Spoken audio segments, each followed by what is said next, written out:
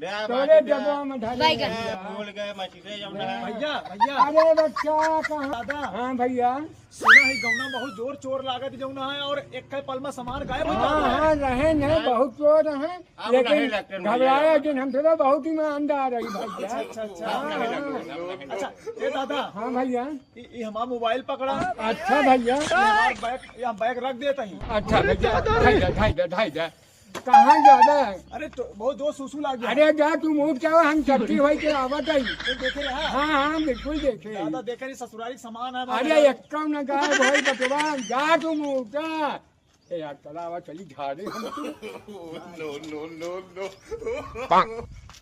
ये दादा दादा। अरे ये दोनों कहाँ चले गए? साला दोनों सामान क्या हो गया? सही लोग कहते थे गांव में जो है बहुत चोर लगते हैं। अरे दादा रे, पल भर में साला सामान गायब हो गया।